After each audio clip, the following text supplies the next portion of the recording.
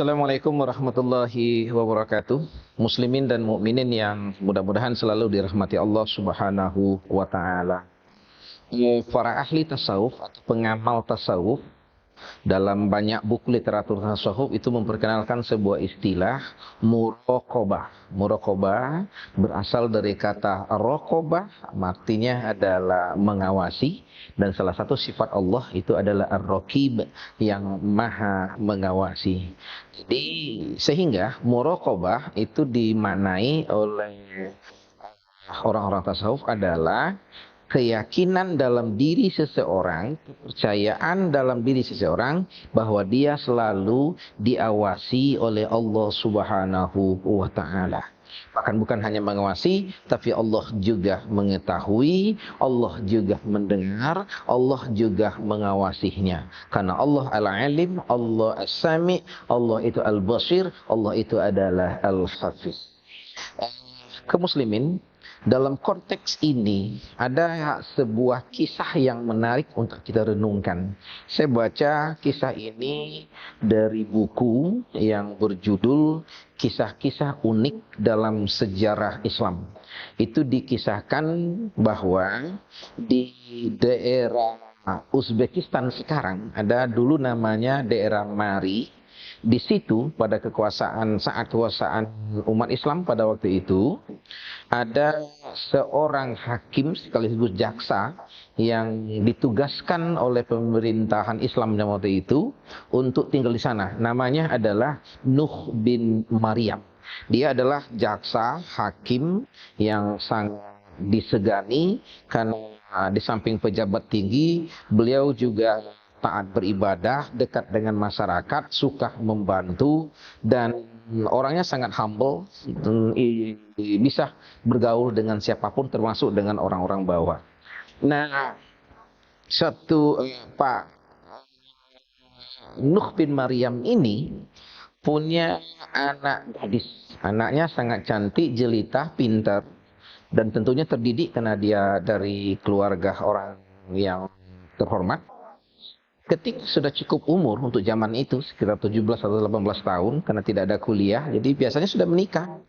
Jadi banyak sekali orang yang datang ke rumah Nuh bin Maryam untuk melamar.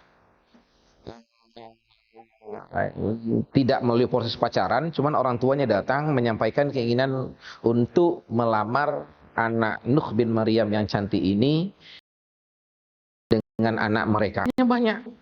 Sehingga Nuh bin Maryam juga agak bingung menentukan pilihan siapa di antara yang melamar ini akan diterima.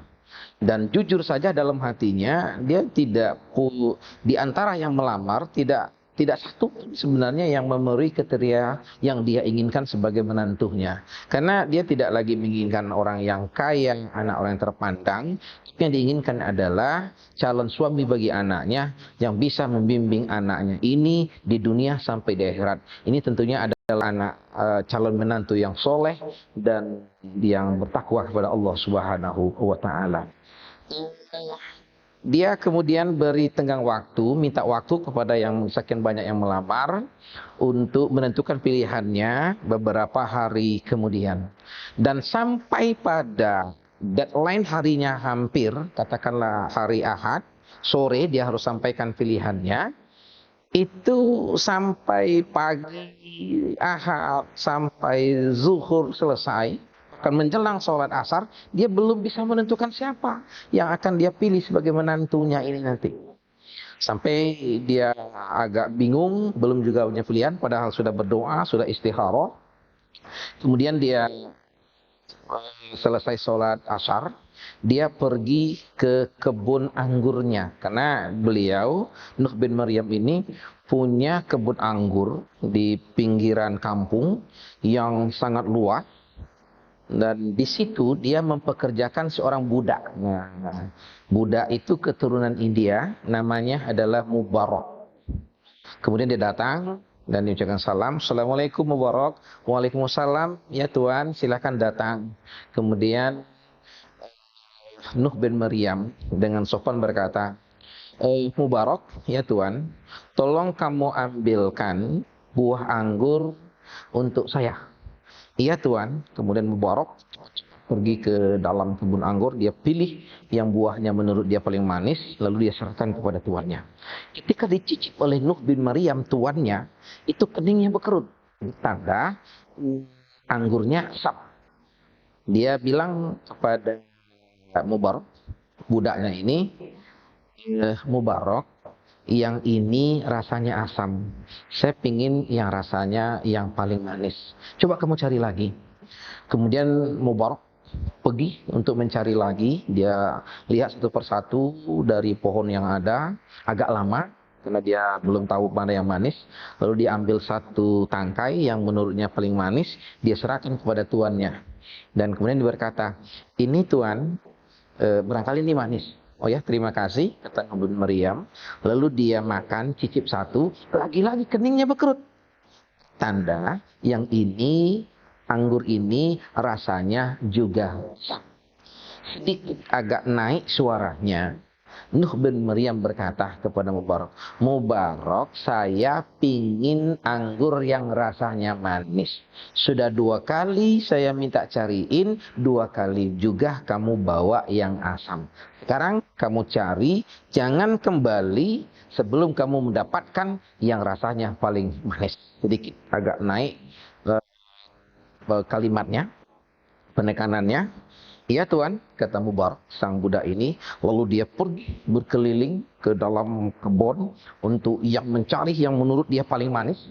Agak lama dari yang sebelumnya. Dan setelah dia yakin ada satu tangkai anggur yang menurut dia manis, lalu dia bawa, serahkan kepada tuannya. Dan sayangnya, ketika tuannya Nuh bin Maryam menyicip, lagi-lagi yang ketiga ini juga rasanya asam. Wajar sedikit agak marah, Nuh bin Maryam berdiri dan kemudian dia berkata, Mubarak, iya tuan, kamu sadar gak siapa dirimu? Sadar tuan, saya budakmu. Dan kamu tahu gak siapa diriku ini? Tahu tuan, kamu adalah tuanku dan yang mempunyai kebun ini sekaligus yang memilihku. Kalau kau sadar siapa dirimu dan kau tahu siapa diriku, kenapa kaya minta anggur yang rasanya manis 3 kali selalu yang kamu bawa itu adalah yang rasanya masam. Mubarak menjawab dengan santai, maaf tuan, saya tidak tahu yang mana rasanya yang manis. Lah, tidak mungkin itu. Bukankah kamu sudah tinggal di dalam kebun ini lebih dari 4 tahun? Kamu yang merawat kebun ini, kamu yang menjaga kebun ini, kamu yang tinggal di kebun ini, kamu yang menanam sampai memetik buah anggur seperti ini. Kok sekarang kamu bilang bahwa kamu tidak tahu dari batang mana yang rasanya manis? Dengan rileks santai, Mubarak kemudian menjawab, nah itulah masalahnya tuan.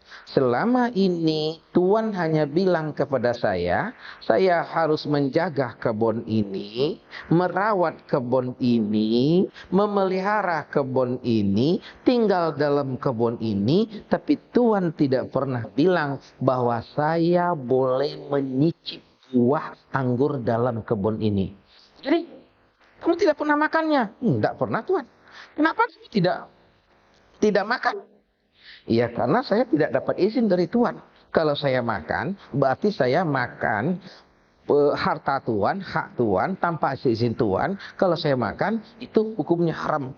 Saya tidak tahu. Iya Tuhan, Tuhan tidak tahu. Tapi Tuhanku maha tahu. Wow. Mendapat jawaban ini, Nuh bin Maryam terkaget. Dan dia langsung tertegun. Ini jawaban luar biasa. Bagaimana mungkin 4 tahun tinggal di dalam kebun anggur, tak sekalipun dia memakan buah anggur karena merasa belum dapat izin dari tuannya. Wah, ini sangat luar biasa. Agak mustahil barangkali bisa kita temukan di zaman sekarang ini ada orang yang berani. Yang terjadi justru kebalikannya. Di pasar sering kita lihat orang beli duku, beli kelengkeng. Ya beli belum tentu tapi sudah dicicip sampai 10 kadang-kadang. Kemudian Nuh bin Maryam agak tertegun dan dia mikir, ini budak tapi keimanannya, ketakwanya sungguh sangat luar biasa. Tadi dia berdiri, kemudian dia duduk dekat berhadapan dengan Mubarak, kemudian dia berkata, Mubarak, ya Tuan, saya minta pendapat kepada kamu tentang masalah yang saya hadapi.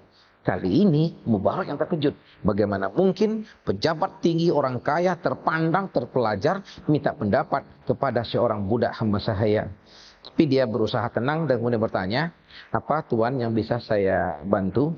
Kemudian Nuh bin Maryam berkata, Mubarak, kamu tahu kan saya punya anak gadis dilamar oleh banyak orang. Saya bingung bagaimana cara menentukan pilihan bujang mana yang saya terima sebagai calon menantuku. Saya ingin kepada Allah. Mubarak sejenak terdiam, lalu kemudian berkata, maaf Tuan, kalau nanti saya salah dalam memberikan saran. Cuman Tuan, kita sebagaimana tahu, sebelum zaman Rasulullah dulu hidup, banyak orang yang memilihkan jodoh untuk anaknya berdasarkan kekayaan dan keturunan. Pada zaman jahiliyah Tuan, banyak orang yang memilihkan jodoh untuk anaknya berdasarkan keturunan, kekayaan, plus ketampanan. Pada zaman Rasulullah itu banyak orang yang memilihkan jodoh untuk anaknya berdasarkan kesolehan dan ketakwaan. Nah, zaman kita balikkan di antara kita ini yang memilihkan jodohnya seperti zaman jahiliyah, memilihkan jodoh untuk anaknya berdasarkan kekayaan, keturunan dan ketampanan. Kesolehan agak disampingkan Tuhan. Wah, ini jawaban yang juga sangat brilian dari Mubarak. Langsung saja Nuh bin Maryam berkata, kalau begitu Mubarak, saya akan pilihkan calon menantu saya seperti zaman Rasulullah orang memilih calon menantu, yaitu berdasarkan kesolehan dan berdasarkan ketakwaan. Mubarak bertanya, siapa Tuan orangnya? Nuh bin Maryam langsung menjawab secara spontan, orangnya adalah laki-laki yang berada di depan saya, yaitu kamu, karena kamu mempunyai kesolehan dan ketakwaan yang sangat tinggi. Tuan, Tuan ingin menikahkan anak Tuan yang cantik dengan saya, yang hitam, yang jelek, yang ini, ya, semulai hari ini kamu saya merdekakan, ya, ke rumah saya, terus nanti kamu akan menikahkan dengan anak gadis saya. Wah, luar biasa. Ini pernikahan yang penuh dengan keberkahan, pernikahan yang tidak berdasarkan kekayaan, pekerjaan yang mapan, dari keturunan yang hebat, tapi berdasarkan kesolehan. Nanti dinikahkan Mubarak dengan anak gadis Nuh bin Maryam, kelak nanti lahir seorang anak laki-laki, diberi nama Abdullah. Dan nanti Abdullah ini menjadi seorang ulama hadis yang sangat terkenal, ulama tasawuf yang juga sangat terkenal dalam literatur Islam, sampai sekarang masih bisa kita lihat, dikenal dengan nama Abdullah bin Mubarak. Kisahnya sampai di sini. Muslimin dan mukminin yang berbahagia, lalu apa pesan yang bisa kita ambil, pelajaran yang sangat kita ambil? Bagi saya, dikaitkan dengan konsep muraqabah pada awal tadi, inilah orang yang merasakan kehadiran Allah dalam hidupnya, merasa Allah mengetahui apa yang dia lakukan, Allah melihatnya, Allah menjaganya, Allah mengawasinya, sehingga dia tidak mau melakukan hal-hal yang dilarang oleh Allah. Kalimatnya yang sangat indah tadi, kata Mubarak adalah, kalau saya makan buah anggur ini, Tuhan tidak tahu, tapi Tuhanku maha tahu. Inilah tingkat ketakwaan yang sangat tinggi, merasakan Allah hadir dalam hidupnya, dan itu berbekas pada kehidupan yang nyata, sehingga dia berbuat selalu berdasarkan ridho dari Allah Subhanahu wa Ta'ala. Hadirin jemaah dan muslimin mukminin yang berbahagia, saya yakin sebagai seorang budak, ini Mubarak tidak pernah sekolah tinggi. Dia tidak pernah sekolah SMP, SMA, dia tidak sekolah sampai aliyah. dan hampir tidak tamatan dari pesantren, dan kemungkinan besar Mubarak juga tidak banyak hafal ayat Al-Quran. Dan saya menduga Mubarak juga tidak hafal dengan ayat yang melarang memakan harta haram secara batil. Ya ayyuhallazina amanu la ta'kulu amwalakum bainakum bil batil. Hai orang-orang yang beriman, janganlah kamu memakan harta di antara kamu dengan cara yang batil. Ayat mungkin dia tidak hafal, tapi dia bisa mengamalkan dalam kehidupan sehari-hari, tidak mau memakan yang haram karena dia yakin, dia percaya Allah Maha melihat, Maha mengetahui, dan kelak kemudian akan diminta tanggungjawabnya di hadapan Allah Subhanahu wa taala. Mudah-mudahan kisah yang sederhana ini ada hikmahnya. Wassalamualaikum warahmatullahi wabarakatuh.